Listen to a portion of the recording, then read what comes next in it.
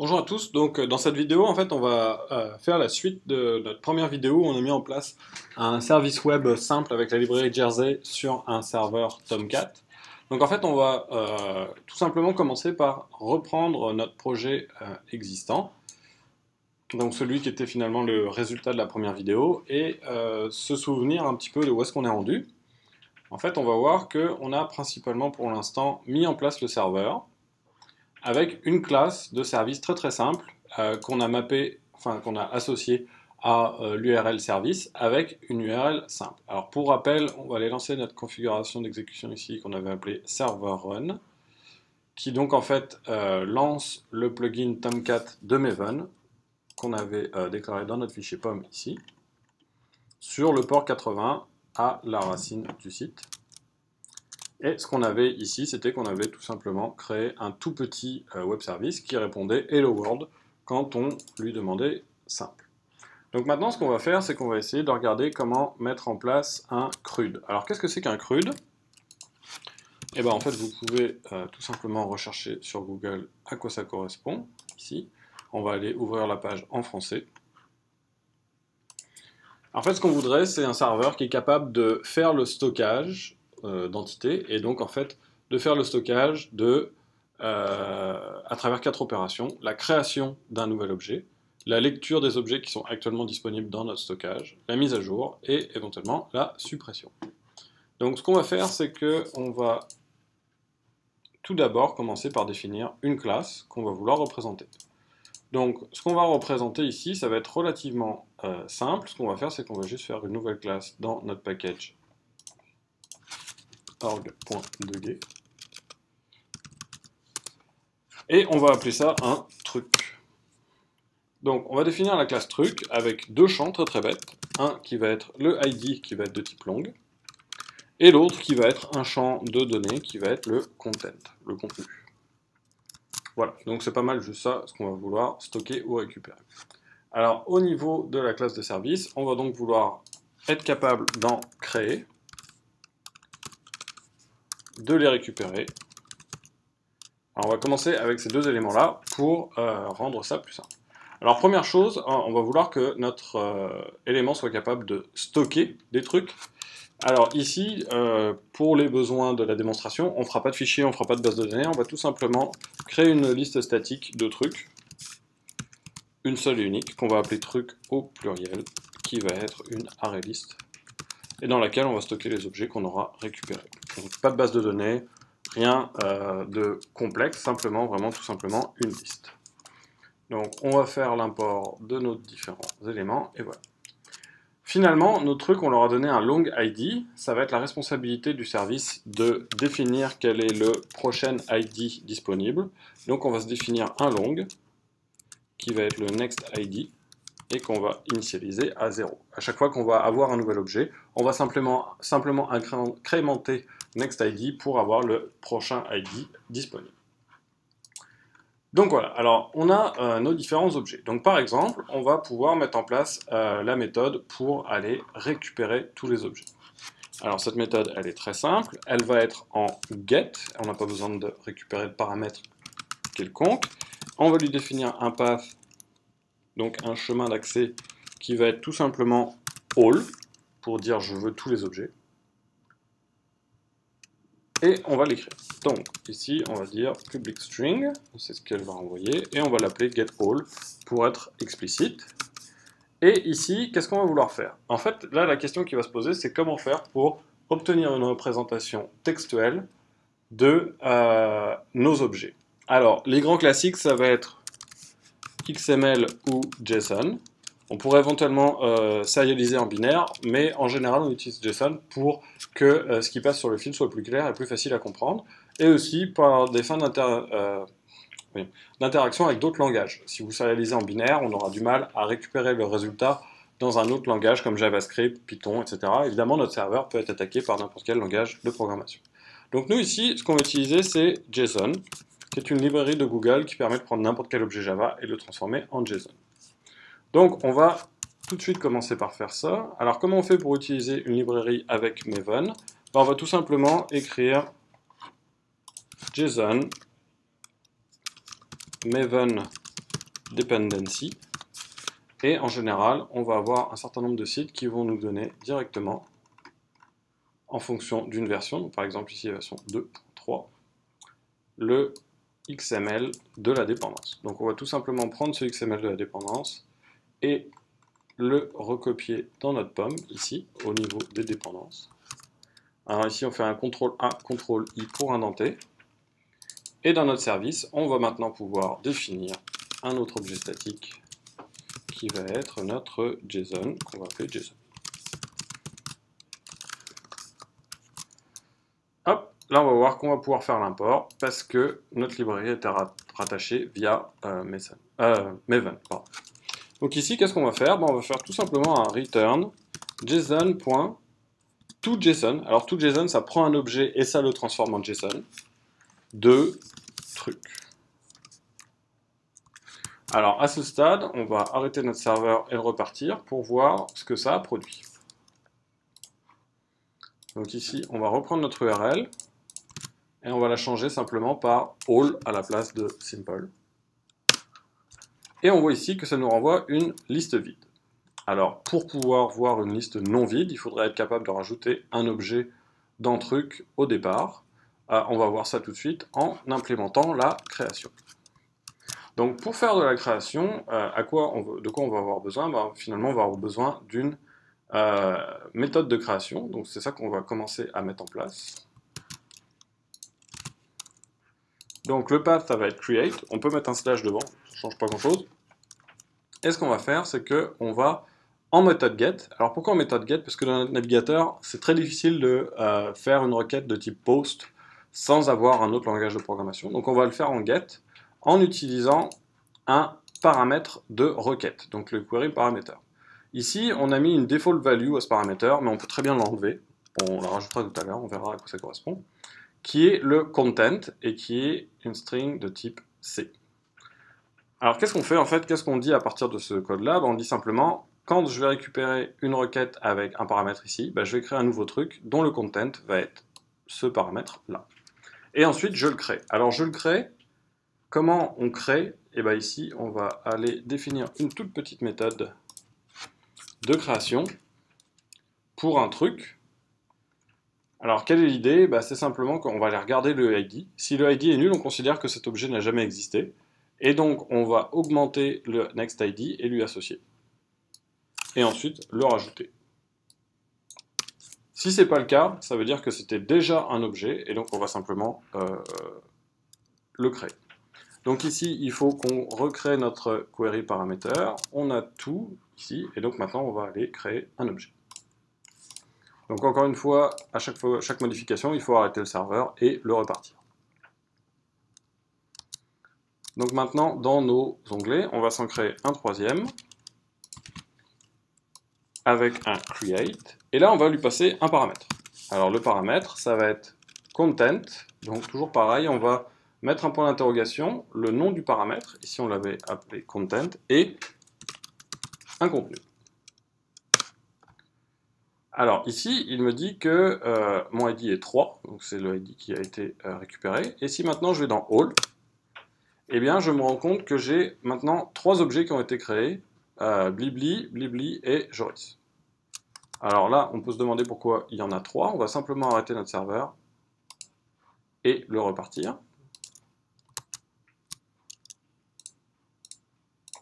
Alors si on commence avec All, on voit que notre page est vide. Si jamais on lance notre élément, on en récupère un. Et si jamais on refait All, on a un seul objet.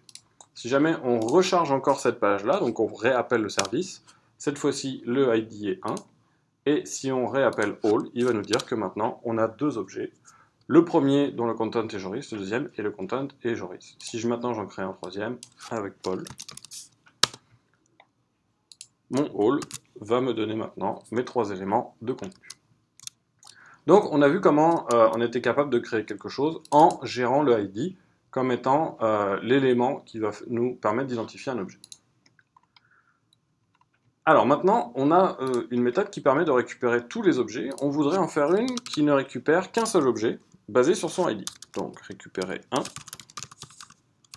par son ID. Donc, on va tout simplement mettre en place une nouvelle méthode de type get qui va aller récupérer un objet selon son ID. Donc, la première chose à prendre en considération, méthode get. Et cette fois-ci, sur le chemin, on a quelque chose d'un petit peu particulier, c'est-à-dire qu'on a ces deux accolades. Alors, ces deux accolades, ça veut dire que le chemin, ça n'est pas quelque chose de fixe, mais c'est quelque chose qui va être variable, et on va regarder en fonction de cette chose variable, ce qui va nous donner un paramètre de chemin. Donc, on avait vu juste avant un paramètre de requête, celui qu'on trouverait derrière le point d'interrogation, ici. Donc, ici, on a un paramètre de requête. Et ici, on va retrouver ce qu'on appelle un paramètre de chemin au niveau de notre élément. Autre chose ici, on a rajouté quelque chose d'additionnel. On spécifie que la méthode produit du JSON. Alors, on peut le faire quand on est sûr de produire du JSON. Donc, on va simplement faire nos imports ici. Et ce qu'on dit ici, c'est simplement que si on trouve un objet, donc on a bien dans notre collection actuellement un objet avec ce ID-là, eh ben, on va le renvoyer sous format JSON. Sinon, on va renvoyer nos search elements. Donc la dernière chose qu'il nous reste à faire, c'est implémenter une toute petite méthode de recherche dans notre collection qui dit je vais renvoyer seulement le truc dont le ID est le bon. Donc je fais simplement parcourir tous mes trucs. Et si jamais j'en trouve un qui a le bon ID, eh ben, je le renvoie. Sinon, je renvoie nul. Donc on va arrêter notre code ici et le relancer. Donc pour rappel, ici on a un onglet qui finalement ne sert pas à grand chose. Ici on va faire un onglet qui normalement devrait nous renvoyer le premier élément. Et là, si on le lance, il nous répond no such element. Si on demande de voir tous les éléments, il nous renvoie une liste vide. C'est logique donc qu'il n'y ait aucun élément dont le ID est 1. On va maintenant créer 2-3 éléments. Donc un premier qui va s'appeler Paul, un deuxième qui va s'appeler John, et un troisième qui va s'appeler Ringo. Maintenant, si on va sur All, on va se retrouver avec un certain nombre d'éléments, ici, qui ont été rajoutés. Et maintenant, si on demande l'élément avec le ID 1, il va nous renvoyer Paul, qui était bien l'élément avec le ID 1. Bien, donc voilà qui nous montre en fait comment avoir un paramètre de chemin, c'est-à-dire quelque chose qui est dans le chemin, mais dont la valeur va être récupérable, et qu'on va pouvoir interpréter ici comme un long.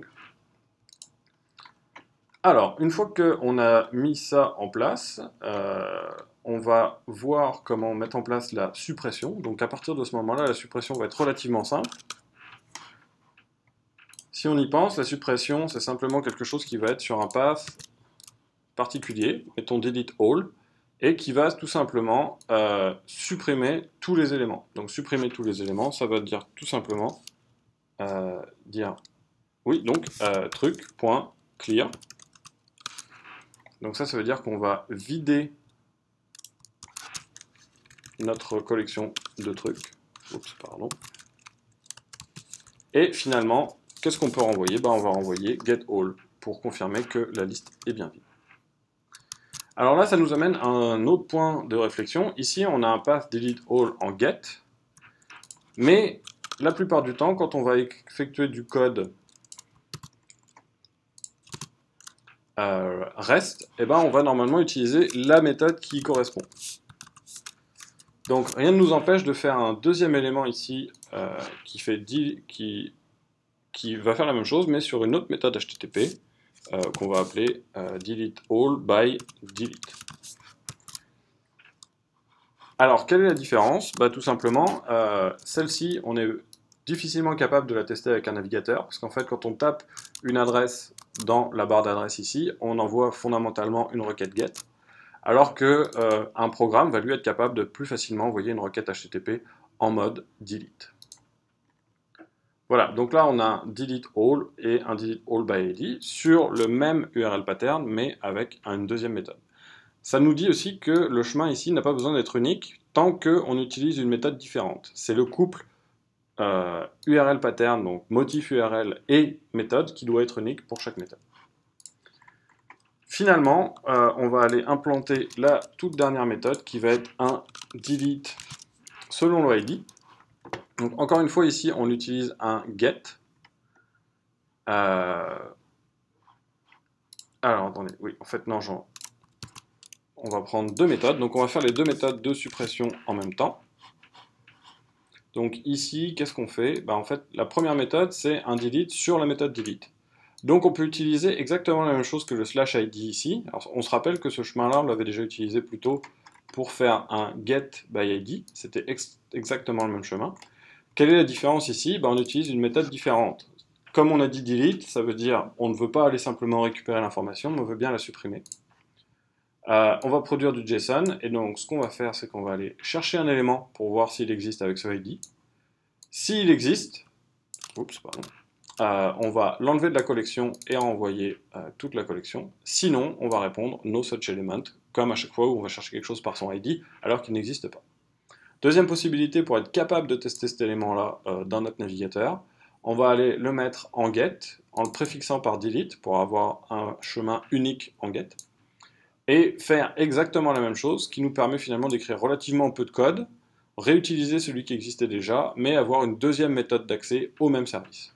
Donc ça, c'est aussi une stratégie qui peut être utilisée assez souvent, avoir deux méthodes d'accès, une permettant le test dans le navigateur et une plus propre au sens des formats REST.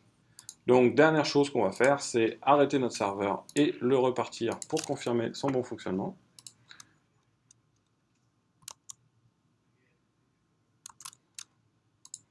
Donc ici, on va aller vérifier que dans All, on n'a plus aucun élément. Ici, on va aller créer Ringo et un deuxième Ringo. On va aller vérifier que tout le monde existe. Donc on a bien deux Ringo, un avec le ID 0, un avec le ID 1. Et maintenant, ce qu'on va faire, c'est qu'à cet endroit-là, au lieu de demander un 1, on va demander à supprimer 1. Ce qui, au niveau de All, nous montre qu'on n'a plus qu'un seul élément. Dernier test, on va aller simplement faire un delete all pour s'assurer que tout a été supprimé. Si on redemande all, on s'aperçoit que tout a été supprimé. Donc on voit qu'on a relativement facilement mis en place notre serveur à partir de notre base de serveur. Les modifications qu'on a faites principalement dans le code, on n'a plus touché aux pommes, si ce n'est pour ajouter la livraison de JSON. On n'a plus touché non plus au webinf, ici. Et on a réussi à facilement mettre en place un service. Alors évidemment ici, si on voulait ne plus l'appeler service, mais mettons dire qu'on gère les trucs, on ira juste simplement modifier la base du chemin du service à cet endroit-là. Dernière chose, je vais vous faire la démonstration de l'exécution de ce serveur en ligne de commande. Donc l'idée ici est que on pourrait éventuellement partir ce serveur sans avoir à démarrer Eclipse et à avoir tout ça autour de nous. Donc on va simplement regarder où est-ce qu'on est rendu. On est dans le répertoire de notre serveur. Si on regarde l'ensemble des fichiers qui sont présents, on voit donc le pom.xml, le répertoire src et le target. Alors qu'est-ce que ça prend pour être capable de l'exécuter en ligne de commande? Première chose, il faut que Java soit installé. Donc vous pouvez faire un Java version pour vérifier son existence. Et puis, autre chose, il faut que Maven soit installé. Alors la commande en ligne de Maven, c'est mvn. Et si vous le lancez, normalement, vous devez avoir un certain nombre d'informations de cet ordre-là. Une fois que ça existe, et étant donné la manière dont on a organisé notre code, on va être capable d'écrire maven tomcat7.2.run, ce qui va faire exactement la même chose que notre config, et mettre notre serveur à disposition. Ici. Et ceci complètement indépendamment de notre Eclipse. Donc je peux ici fermer mon Eclipse sans aucun problème et on se retrouve avec un résultat correct au niveau de notre serveur applicatif.